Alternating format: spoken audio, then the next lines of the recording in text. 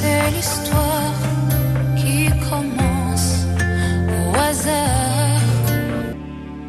Bonsoir à toutes, bonsoir à tous. Bienvenue dans cette émission Entre nous sur Espace TV, votre rendez-vous hebdomadaire dans lequel nous recevons des acteurs sociopolitiques. Ce soir, notre invité est un ancien ministre. Il a été avocat, il est aussi président de parti politique. Il se prépare pour l'échéance future. Sans trop tarder, je m'en vais vous présenter l'invité à travers la bio. A tout de suite. Maître Abdoul Kabele Camara était un avocat, homme politique et diplomate guinéen né le 12 février 1950 à Koya en Basse-Guinée. Ce brillant homme de droit a vécu 20 ans au Sénégal entre 1970 et 1990. Magistrat dans les cours et tribunaux du Sénégal, il a aussi été avocat au barreau de Guinée avant d'en devenir le patron. En 2007, il est nommé ministre des Affaires étrangères, de la coopération et de l'intégration africaine dans le gouvernement de consensus dirigé par Lansana Kouyaté à l'époque.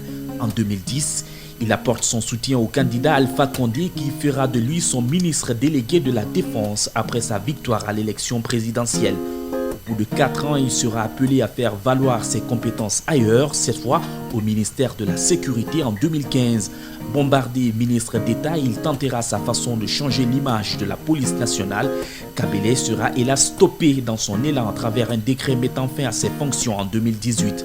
Après son départ du gouvernement, Maître Kabele Camara décide de faire cavalier seul avec un nouveau parti politique dénommé le Rassemblement guinéen pour le développement RGD. Avec ce parti politique, il prendra part aux manifestations du FNDC avant de s'en éloigner pour se porter candidat à l'élection présidentielle du 18 octobre prochain. Maître Abdoul Kabele Camara est l'invité d'Antoine Kourma et c'est dans Entre nous.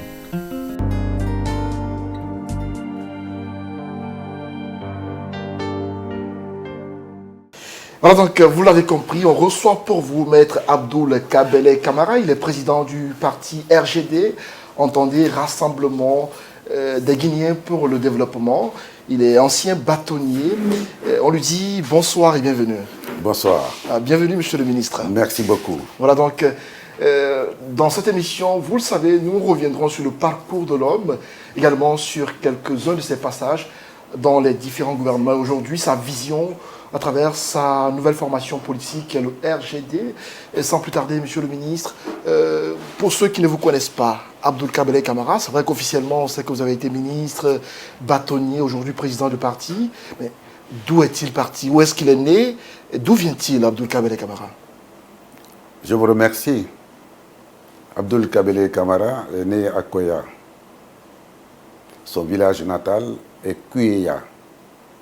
C'est un district de la sous-préfecture de Wankifon.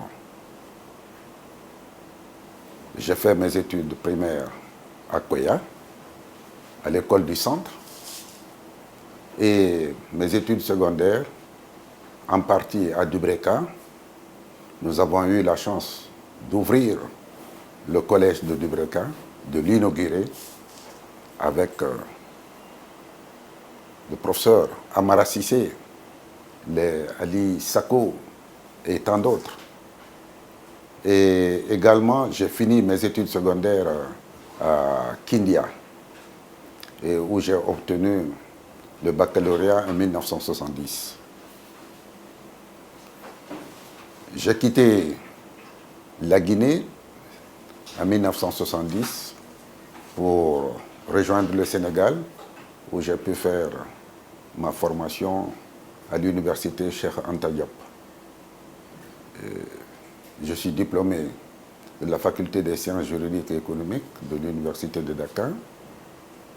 Et j'ai fini en 1976 et je fus admis à l'école nationale d'administration et de magistrature De Dakar.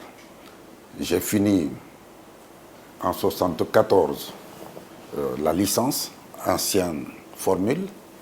Et puis, en 1976, j'ai pu obtenir mon brevet de l'École nationale d'administration et de magistrature et intégrer ainsi dans le corps des magistrats des cours et tribunaux du Sénégal jusqu'en 1990. Avant de parler de cette carrière professionnelle à Dakar, dites-nous, vous quittez la Guinée à quel âge et pourquoi le Sénégal? Parce que tout simplement, ironie du sort, vous savez, quand j'ai eu le bac, il y a eu une réforme ici à l'époque en Guinée, où on exigeait de certains étudiants d'aller enseigner. Bon, ce n'était pas une mauvaise chose. C'était une réforme voulue par le gouvernement de l'époque. Mais je ne me voyais pas en train d'enseigner immédiatement après le bac. Je voulais aller plus loin. Et j'ai fait de mon mieux pour rester en Guinée, parce qu'il ne m'était jamais arrivé l'idée de quitter mon pays. Combien d'élèves de mon âge ont été dissuadés de quitter le pays parce que le goût de l'aventure n'était pas le mien. Et il y avait beaucoup de risques à l'époque. Mais je fus obligé de quitter et d'aller m'inscrire à la faculté des sciences juridiques et économiques. Et 2 mois après d'ailleurs, pour votre information, le gouvernement de l'époque de Guinée a envoyé un messager au rectorat de l'université de Dakar pour demander d'exclure tous les Guinéens qui se sont inscrits cette année-là. Waouh! Et oui, et cette année-là à l'université de Dakar. Et effectivement, l'université, le rectorat a pris la décision de nous exclure. Mais comme on était bien organisé, les anciens étaient très bien organisés, je me souviens de Salifou Silla et tant d'autres, et ils se sont réunis, ils ont pris contact avec le rectorat, ils ont négocié, et le rectorat a accepté de nous admettre sous réserve de passer un concours spécial. Et on a été soumis à ce concours spécial, et heureusement pour moi, je fus admis. D'accord. Donc, j'ai continué les cours avec les autres. Ok. Et imaginez bien, en 70, il n'y avait pas... il fallait obtenir le visa pour rentrer au Sénégal. Moi, je n'en savais rien. Ok. Je n'avais même pas de passeport. J'avais pris une carte d'identité comme ça pour tout simplement pouvoir m'identifier en cours de route. Et j'ai traversé la frontière à pied. Waouh! Eh oui, j'ai marché 4 jours, 4 nuits. J'ai dormi, j'ai traversé le parc Nyokolokoba à pied. Et j'ai passé 2 jours sans rien manger. Waouh! Sans rien manger. Juste pour aller étudier. Et je me suis j'étais avec un groupe de 3 autres Guinéens, 3 jeunes peuls, et qui m'ont pris en charge. Et malheureusement, on n'avait plus rien en cours de route. Ouais. Donc il fallait manger. Et je me souviens de ce geste-là, que nous avons été obligés d'entrer dans un bar, Waouh! de commander chacun un plat Ouais. et de manger, Ouais. de bien manger. Et après, nous avons pris la fuite, nous sommes allés nous Sans embarquer payer. dans le camion.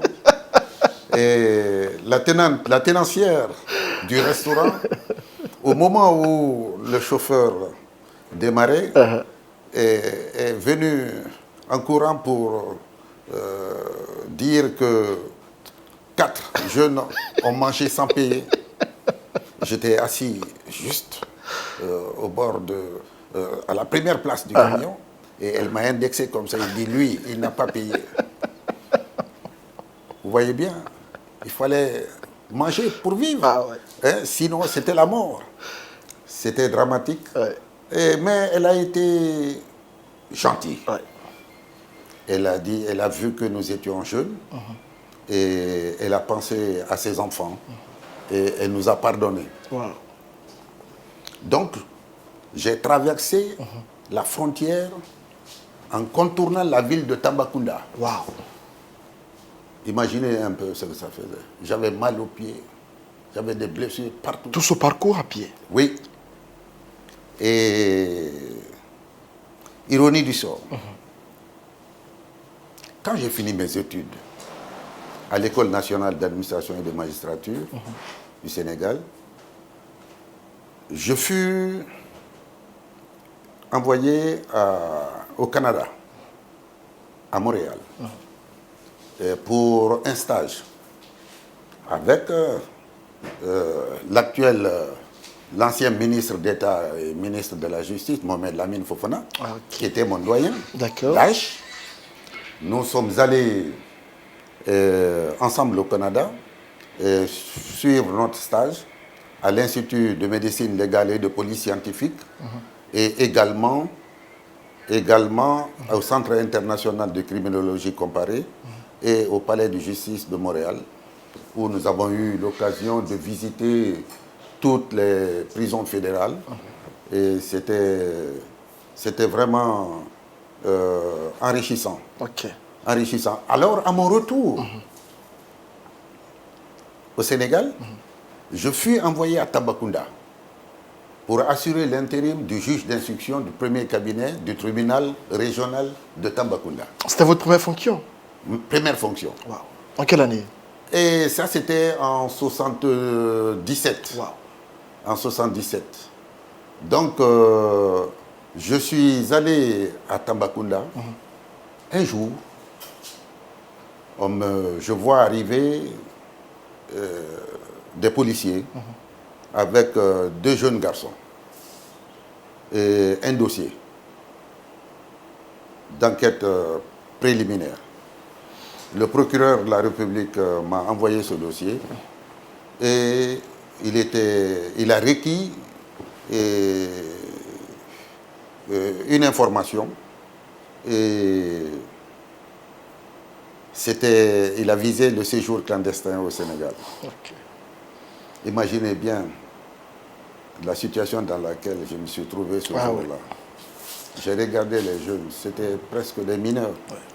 Vous avez pensé à votre cas? J'ai pensé à mon cas. J'ai dit, bon Dieu. Donc, j'allais être arrêté et conduit devant les juridictions sénégalaises à l'époque. Parce que je suis rentré clandestinement au Sénégal. Et ce jour-là, j'ai accompli mon devoir en tant que magistrat. J'ai rempli ma fonction. D'accord. Le cœur serré, j'étais obligé de mettre en liberté. Wow. Pour la première fois, j'ai violé mon serment de magistrat. Wow. Vous avez mis en avant le côté humain. Quand les jeunes se sont levés pour quitter mon cabinet, avant de franchir la porte, je leur ai dit en sous-sous, Woni Femini Wogi. Je ne pouvais pas faire autrement. Wow. En traduction pour ceux qui ne comprennent pas ce dès que vous sortez, prenez la fuite. C'était le vieux Boumi, le planton du tribunal de Tambacounda et le vieux Bassori Noba, l'interprète. Et qu'est-ce que cela vous procure aujourd'hui, des dizaines d'années en arrière? Écoutez, ça vous procure quoi après? Ça m'a servi de leçon. Je dis, l'homme doit être persévérant.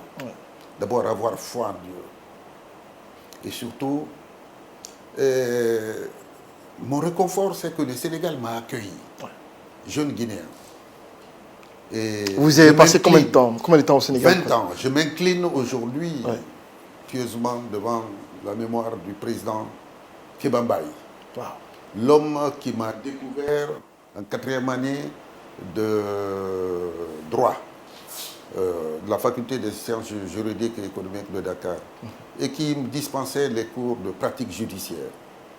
Nous étions 12 en fin d'année, 12 étudiants en fin d'année et il demandait à chacun ce qu'il comptait faire après la licence. Il y avait des Togolais, des Daouméens, des Congolais. Toutes les nationalités africaines étaient réunies là-bas. À mon tour, il me dit, alors, jeune Guinéen, allez-vous continuer l'aventure ou vous voulez rester au Sénégal? Je dis, Monsieur le Premier Président, je n'en sais rien. Il dit, voulez-vous travailler au Sénégal? J'ai dit oui. Il dit donc, immédiatement après les résultats, venez me voir. Wow. Cet homme m'a découvert à l'université de Dakar. Après la licence, je suis allé le rencontrer. Il a respecté son engagement. Il m'a fait inscrire à l'ENAM sans la nationalité. Wow. Alors que... C'était réservé aux Sénégalais. Oui, c'était réservé aux Sénégalais. Alors que l'École nationale d'administration avait rejeté déjà ma demande d'inscription. Wow. Les autres avaient commencé les cours depuis 2 mois. Un jour, j'ai rencontré Ousmane Tanor Dieng, paix à son âme. C'était mon camarade de promotion. Ousmane Tanor, quand ma demande fut rejetée, je lui ai dit que bon, je vais essayer d'explorer d'autres continents. Je vais aller en France peut-être, ou bien aux États-Unis, ou en Belgique. Il me dit non. Si Kéba est là, il faut aller le rencontrer et lui rendre compte. J'ai suivi ses conseils. Je suis allé voir Kéba Mbaye, le président Kéba Mbaye. Je lui ai expliqué ce qui s'est passé au niveau de la direction de l'École nationale d'administration. Il m'a dit, Camara, va à la maison, je m'en occupe. Un jour, j'étais en train de suivre mes cours de 3e cycle à la faculté. Il me retrouve dans la salle des pas perdus. Il m'a interpellé, Camara, que fais-tu ici? Je dis, mais on a rejeté ma demande. Il dit, non, tu es déjà inscrit, va suivre les cours. Juste, il y avait des commerçants, des marchands de bureautique là, qui vendaient des rames de papier et des bics juste devant la faculté. J'ai pris quelques feuilles là-bas et un bic. J'ai couru à la direction de l'ENAM et quand ils m'ont vu, ils se sont exclamés, ils ont crié. Ils disent, mais on était sur le point de faire un communiqué à la radio pour te rechercher. J'ai regagné la classe, j'ai commencé mes cours. Vous passez 20 ans au Sénégal. À vous entendre parler, on sent même l'émotion dans la voix. Ouais. On sent que ce pays vous a marqué. Et quels sont quelques postes occupés à part? Le Sénégal m'a tout donné. Wow. J'ai été respecté et considéré dans ce pays. Et j'ai exercé à Tambacounda, comme je viens de vous le dire. En tant que magistrat? En tant que magistrat, juge d'instruction. Et après, je fus affecté à Saint-Louis au premier cabinet, au deuxième cabinet, chargé des mineurs. Et ensuite, premier cabinet, en même temps, président du tribunal du travail de Saint-Louis. D'accord. Et après, je fus élevé au rang de président du tribunal régional de Saint-Louis. Jusqu'en 85. Fin 85, j'ai été nommé doyen des juges d'instruction au tribunal régional hors classe de Dakar, chargé en même temps des affaires militaires. Le doyen des juges d'instruction avait pour vocation de recevoir tous les grands dossiers, politiques, économiques, financiers. Wow. Et j'étais le seul magistrat compétent pour instruire tous les dossiers militaires sur tout le territoire national. Et j'avais compétence jusqu'au grade de colonel. Et en 88, je fus nommé conseiller à la première chambre correctionnelle de la cour d'appel de Dakar. Wow. En 90, j'ai démissionné pour rentrer définitivement ici. C'est le président Abdou Diouf qui a signé mon décret de démission. Et ensuite, comment est-ce que Kabele Camara devient ministre? Parce que vous avez été ministre sous l'ère Lansana Conté. Oui, et avant d'être ministre, je fus député à l'Assemblée nationale au même moment que... Ouais, aux couleurs du PIP. Voilà, aux couleurs du PIP, avec les Fé Sirajo Diallo, Bamamadou. D'accord, Alpha Condé. Le président Alpha Condé, Jean-Marie Doré et tant d'autres. Ouais. Et c'était en 95, hein? En 95, c'était la belle époque. J'ai aimé cette législature-là. Et vous savez, la Guinée est spécialiste en prolongation des mandats. Ah ouais. Donc, de 95 à 2002, 7 ans, nous avons passé à l'Assemblée nationale. 7 ans, je me suis retiré. Et j'ai commencé à exercer pleinement ma profession d'avocat en 2002. Okay. Et mes confrères m'ont fait appel pour assurer le leadership du barreau guinéen. En étant le bâtonnier. Donc, voilà, et j'ai été élu bâtonnier de l'Ordre des avocats de 2002 à 2006. Après cette étape, il y a eu ce gouvernement d'ouverture piloté par Lansana Kouyaté, auquel vous avez appartenu. Oui, c'était en 2007. Ouais, vous avez été ministre des Affaires étrangères. Voilà, la coopération. J'ai eu le privilège d'assurer les charges du département des affaires étrangères, de la coopération, des Guinéens de l'étranger, de l'intégration africaine. Et c'était enrichissant parce que ce gouvernement de consensus est né sur fond de conflit, de crise majeure. Il y a eu beaucoup de morts à l'époque. Et la Guinée allait plonger dans l'instabilité totale. Mais grâce aux partenaires et aux institutions régionales, sous-régionales et au système des Nations Unies, on a pu trouver un consensus. Un gouvernement de consensus a été mis en place, dirigé par monsieur le Premier ministre Lansana Kouyaté. Qu'est-ce qui n'a pas marché finalement selon vous? Vous savez, comme toute crise, en réalité, les accords qui ont été conclus à l'époque ont été mal ficelés. Un Premier ministre qui vient et on lui dit qu'il nomme aux emplois civils, malheureusement, on ne dit pas par quels moyens. Quand on sait que les grands directeurs généraux nationaux sont nommés par décret, comment un Premier ministre peut prendre un décret alors que le président de la République est là? Donc, conformément au principe de la hiérarchie des normes, le Premier ministre, Lansana Kouyaté, avait déjà les bras coupés dès sa prise de fonction. Il ne pouvait plus rien faire. Donc, les mêmes causes ont produit les mêmes effets. Et ceux-là qui étaient là et qui avaient perdu leurs privilèges se sont mieux organisés pour faire tomber le gouvernement de Kouyaté. Voilà qui est entendu, on va poursuivre l'émission dans un instant. On va attaquer la phase de Kabele, ministre de la Défense, ensuite de la Sécurité sous l'ère Alpha Condé. Ce sera dans la deuxième partie de l'émission, juste après une courte pause. A tout de suite.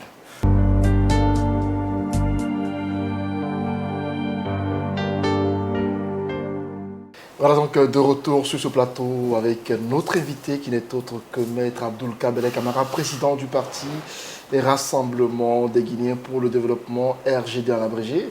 Avec lui, nous essayons de retracer son parcours, son côté caché. Qu'est-ce que c'est? Vous commencez à le découvrir.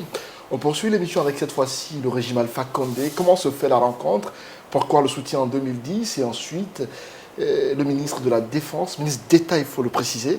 Alors, monsieur le ministre, il y a eu 2010 où Alpha Condé a été candidat aux élections. Vous l'avez soutenu. Et par la suite, vous êtes devenu ministre. D'abord, dites-nous, pourquoi ce soutien à l'époque au candidat Alpha Condé en 2010? Vous savez, j'ai connu le président Alpha Condé pendant mes années universitaires. Okay. C'était un grand frère qui nous rendait visite au Sénégal et qui nous invitait à échanger avec lui à l'occasion de chaque visite. Et une fois rentré au pays, nous avons gardé le contact et l'Assemblée nationale en 1995 nous a réunis. Il avait toujours demandé que je le rejoigne dans son parti pour travailler avec lui. Vous voyez bien, en 2010, je n'avais pas d'autre choix. Un, parce qu'il était le plus âgé. Deux, à l'exception de Jean-Marie Doré. Deux, il s'est battu selon toute vraisemblance pour la démocratie. Donc, je me suis retrouvé en face d'un homme avec lequel je crois partager le même idéal. L'idéal de démocratie, de liberté pour la Guinée, d'état de droit pour la Guinée. Je l'ai soutenu sans qu'il me fasse la demande, personnellement. Et en 2011, je peux dire que j'étais le seul d'ailleurs à le soutenir dans mon environnement immédiat. Et par la grâce de Dieu, il a été élu président de la République. Et sans contrepartie, je l'ai aidé, assisté, même pendant sa période difficile. Je me suis opposé à son arrestation. Et l'agent judiciaire de l'État, je fus le premier avocat à qui on a présenté le dossier de Alpha Condé. Pour défendre l'État guinéen contre Alpha Condé. J'ai refusé. Pourquoi? Au nom du principe de la légalité. Je me disais que c'était arbitraire. traverser la frontière ne veut pas dire commettre une infraction, un crime ou un délit. C'est peut-être une amende qu'on pouvait lui infliger. Et puis, de toutes les façons, j'ai appelé à l'époque ceux qui sont aujourd'hui ses amis et qui hier étaient ses ennemis et qui voulaient sa mort, ses adversaires qui voulaient sa mort. Je me suis dirigé vers ceux-là pour leur dire à l'époque, ne l'arrêtez pas, ne faites pas ça, c'est illégal. Il est français, il est sénégalais, mais alors mettez-le dans l'avion, envoyez-le en France, au lieu de l'arrêter. Si vous le faites, vous allez le regretter parce qu'il va sortir grandi d'un grand procès. Est-ce que ce n'est pas par reconnaissance à ce acte posé qu'Alpha Condé vous a bombardé après son élection? Je ne sais pas trop, je l'ai soutenu. Délégué à la défense tout de même. Je ne sais pas trop, je l'ai soutenu sans que l'on ne négocie quoi que ce soit. Okay. Nous n'avons pas eu de contact. Après son élection, c'est lui qui m'a appelé. Et il m'a demandé tout simplement qu'est-ce que je pensais du profil d'un Premier ministre, puisqu'il n'avait pas fait son choix. Il dit, je veux un Premier ministre et de tel profil. Est-ce que tu penses que c'est bien? Je lui ai dit, Monsieur le Président élu, Monsieur le Président élu, vous êtes président, le Premier ministre, c'est votre choix. Et surtout, rassurez-vous bien que c'est votre choix. Et que ce soit un choix vraiment libre et bien réfléchi. On s'est séparés. Je n'ai jamais rien demandé au président Alpha Condé. Et par la suite, il y a ce décret. Et par la suite, un jour, c'est lui qui m'a appelé pour me dire, écoute, va déposer ton dossier auprès d'un agent là qu'il a désigné. Je suis allé, j'ai déposé mon dossier, sans me dire à quel poste. Et c'est 3 jours après que j'ai entendu mon nom comme ministre délégué à la Défense. Ouais. Parce que, si vous vous souvenez bien, il avait dit que ce portefeuille-là lui revenait. Ouais. Donc presque tous les ministres étaient nommés. C'est à la dernière... Il vous a délégué une partie de son pouvoir. Il m'a délégué une partie de son pouvoir. Vous y avez passé 4 ou 5 années. 5 ans. 5 ans. 5 ans. Oui. Il y a eu ces réformes et tout ça. Oui, qu'est-ce que vous retenez de votre passage au ministère de la Défense? Mon passage au ministère de la Défense fut enrichissant pour moi. Une grande expérience. J'ai côtoyé des hommes valeureux, patriotes, aimant leur pays, aimant la tenue. Malgré toutes les difficultés qu'ils ont connues, ils sont restés fidèles à leur vocation. Mais de quoi avez-vous hérité? Quand vous veniez, on nous apprend que l'armée n'était pas républicaine et tout cela. Vous savez, quelle était la situation? Je suis venu au moment où la communauté internationale avait déjà commandé un audit du système de sécurité. Un rapport avait été établi et ce rapport avait même été présenté devant le gouvernement de transition. Mais aucun accord, le gouvernement de transition n'avait pas donné son accord pour la mise en œuvre de la réforme du secteur de sécurité. Le président, une fois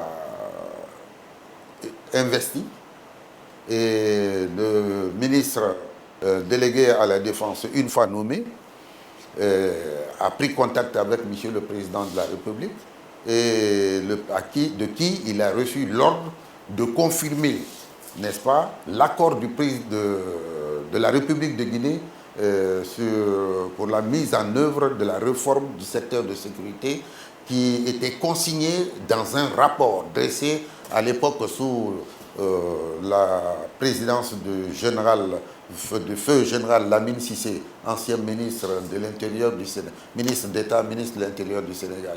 Paix à son âme. Ce fut un grand homme. C'était un général d'armée et qui a donné le meilleur de lui-même pour la réforme du secteur de sécurité en Guinée. Donc, nous avons mis en œuvre cette réforme et ce qui a produit des résultats que vous connaissez. Le président en est très fier parce que dans tous ses discours à l'intérieur comme à l'extérieur de la Guinée, il a fait l'éloge de cette réforme. Le Conseil de sécurité des Nations Unies a également félicité et encouragé cette réforme. et donc a magnifié cette réforme qui était une première en Afrique subsaharienne, en Afrique de l'Ouest. Il y a eu cette mise à la retraite de plusieurs soldats. Oui, 4200, Oui, et soldats. qui a été fait de façon civilisée. Et Il y a eu le retrait des armes, ou bien encore entendu, la non-circulation des armes désormais. on a délocalisé les armes lourdes. Ouais. Vous avez vu, les militaires ne se promenaient plus dans les rues de Conakry avec des armes de guerre. Hein? Et on a assuré la formation et on a essayé de moderniser certaines infrastructures et surtout on a mis l'accent sur la formation. Parce que sans la formation, on ne peut rien. Hein? Je passais mon temps à expliquer à nos valeureux soldats que la formation, c'est la clé de voûte.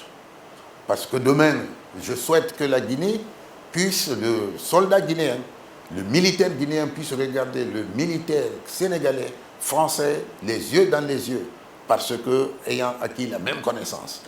Unanimement, les Guinéens pensent qu'à la défense, vous avez fait assez de prouesses. Beaucoup admettent que Kabele à la défense a fait beaucoup de réformes. Il y a eu la sécurité. 5 ans après la défense, la sécurité. Et paradoxalement, à la sécurité, les mêmes réformes de la défense n'ont pas été possibles à ce niveau. Qu'est-ce qui n'a pas marché au niveau du ministère de la Sécurité? Pourquoi est-ce que Kabele n'a pas réussi à y mettre sa touche particulière comme il a fait à la défense? Vous savez, une réforme holistique. Et il y a beaucoup de secteurs. On a pu réussir des actions on a pu poser des actes vraiment qui soient positifs pour la police guinéenne. Quand je venais, la police avait rompu avec la formation depuis plus de 15 ans. 15 ans. Les écoles de formation étaient fermées. Nous avons travaillé pour rouvrir avec l'aide de l'Union européenne et également le budget, le BND, et pour ouvrir les portes de ces écoles et comme assurer la formation. Et plusieurs promotions sont sorties pendant que j'étais là encore. Et le directeur Sako Moussa a travaillé d'arrache-pied pour assurer cette formation-là. Okay. Nous avons pu, dans le cadre également de cette réforme, développer la police de proximité avec l'assistance, vraiment l'assistance appréciable de l'Union européenne, de la France. Là, vous avez fait de votre mieux. Et ensuite, il y a eu la rupture. Il y a eu le divorce, si on peut l'appeler comme cela. Et Kabele qui passe pratiquement 7 ans aux côtés d'Alpha Condé dans le gouvernement. Et puis, il y a cette séparation. Kabele qui quitte le gouvernement. Que s'est-il passé? Beaucoup de Guinéens se sont posé la question de savoir. C'était impensable que Kabele soit limogé de son poste. Qui aurait pu penser à cela? Oui, que s'est-il passé, Kabele, pour qu'Alpha Condé se sépare de vous? C'est vrai, c'est vrai. Et bon nombre de Guinéens se sont posés, se sont interrogés. Mais c'est comme ça la vie. Il y a un temps où vous travaillez, vous collaborez. Il y a un temps où vous vous séparez. Mais croyez-moi que la séparation s'est faite en douceur. C'est fait en douceur et moi j'ai pris ça avec beaucoup de philosophie. Et surtout j'ai intégré le principe qu'un ministre est nommé par un président, sans contrainte. Parce que nous apprenons que Kabele, n'ayant pas pu obtenir assez de voix pour le RPG à Koya lors des élections communales. Non, c'est une triste histoire, Antoine. D'accord. C'est une triste histoire. Oui. Je ne veux pas rentrer dans tous les détails de cet événement-là, mais les Koyaka et le RPG, ils savent que Maître Kabele a travaillé pour le RPG et pour son leader, le président de la République, Alpha Condé. D'accord. Il n'a rien demandé en retour. Il y a mis ses avoirs avant que le président ne soit élu. Et il a continué à travailler pour le RPG et son leader. Donc, Koya, c'est mon fief natal. D'accord. Mes compatriotes, mes concitoyens me font confiance, me respectent. Et c'est réciproque. Ils savent ce que j'ai pu faire là-bas. C'est une autre histoire. D'accord. Que je ne veux pas dévoiler ici. Ça se voit là que vous ne voulez. Mais le RPG sait qui a travaillé pour le RPG à Koya et qui n'a pas travaillé. D'accord. Et il y a eu ensuite cette autre alliance. Kabila qui quitte le gouvernement Alpha Condé, et puis Patatras qui se retrouve au sein de l'opposition avec le FNDC. On vous a vu dans des manifestations de rue. Beaucoup se sont demandé, mais comment est-ce possible qu'un ancien ministre se retrouve aux côtés des opposants pour lutter contre la nouvelle constitution et contre un troisième mandat? Est-ce par frustration? Non, pas du tout. Regardez un peu autour de nous, en Afrique, un peu partout ailleurs. Des ministres ont travaillé avec des présidents élus, investis, et ont fait acte de candidature. Et dès lors qu'ils ne sont pas avec le président en exercice, on les qualifie tout de suite d'opposants. Et c'est ça la règle un peu partout. Avec le FNDC surtout. Écoutez, le FNDC, Maître Kabele est un défenseur des principes de la légalité. Maître Kabele souhaite un état de droit. Maître Kabele avait choisi le leader du RPG à l'époque parce qu'il était convaincu qu'il allait consolider la démocratie en Guinée. Parce que lui-même en a souffert. Ses militants en ont souffert. Donc, une fois élu, Maître Kabele avait grand espoir que le leader du RPG allait consolider réellement la démocratie. L'a-t-il fait ou pas? Et son mandat, Dieu a fait qu'il vienne comme président de la République sous, n'est-ce pas, sous la Constitution, n'est-ce pas, de 2010, qui prévoit en son article 27, n'est-ce pas, un principe intangible. C'est-à-dire que la non-révision, le mandat, un mandat de 2 ans, consécutif ou non, et après, il quitte. Mais malheureusement, ce principe-là a été remis en cause par le référendum qui est passé en force. Et vous voyez bien que Maître Kabele ne pouvait pas être en accord avec cette méthode, cette façon de faire.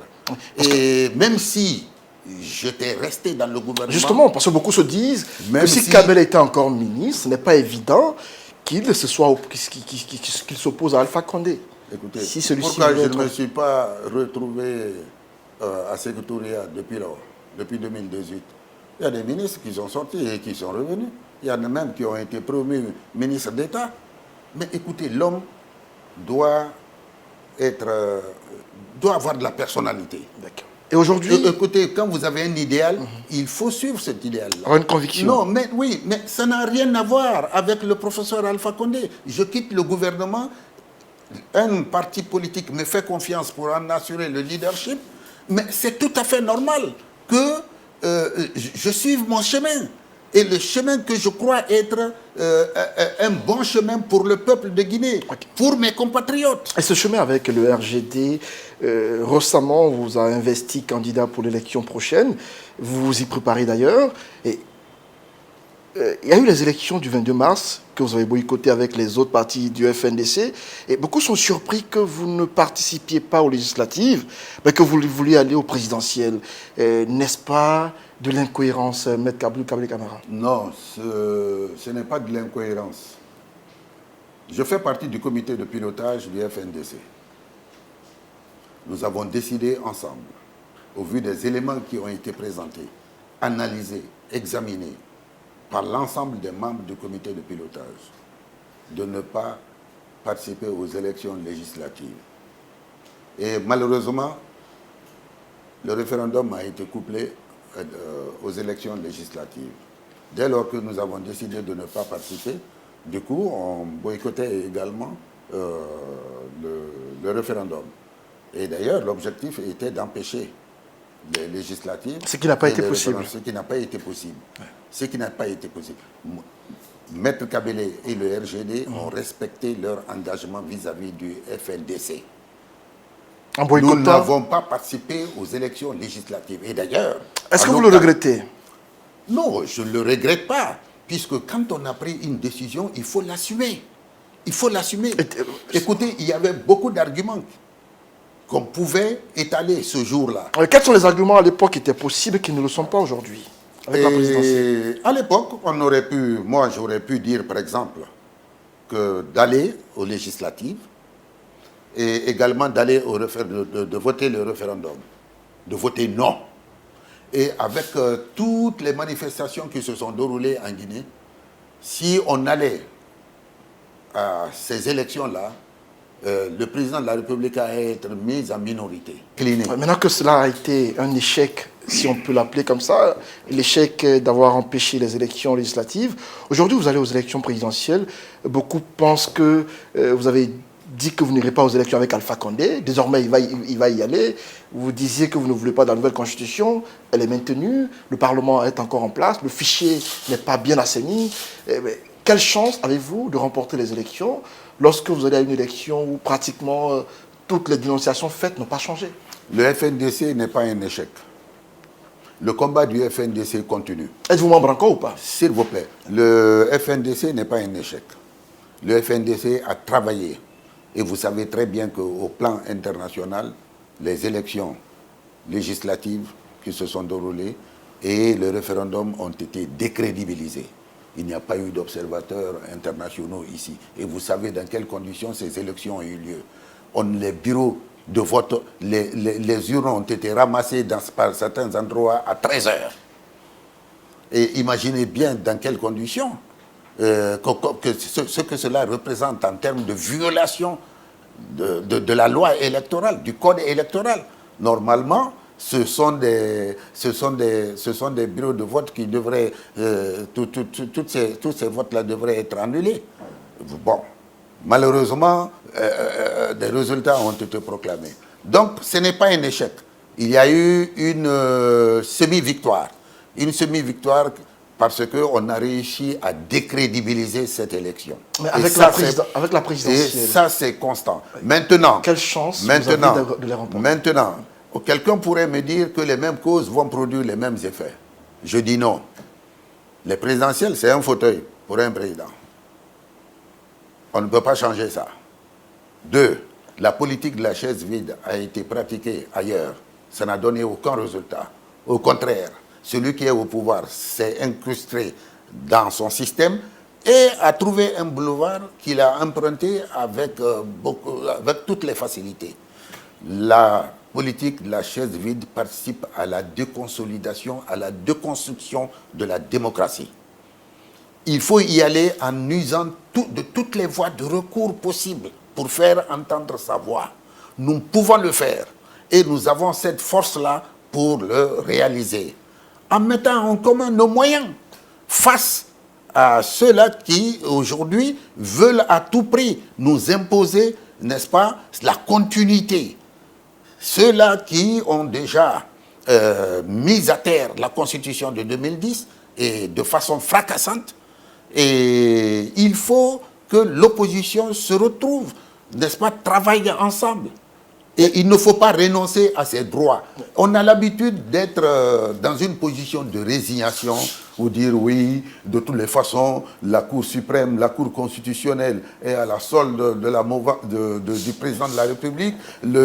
La CENI répond, n'est-ce pas, à l'appel du président de la République à chaque coup et il n'y a pas d'indépendance. Ils sont tous sous perfusion, ainsi de suite. Moi, je ne suis pas dans cette logique-là.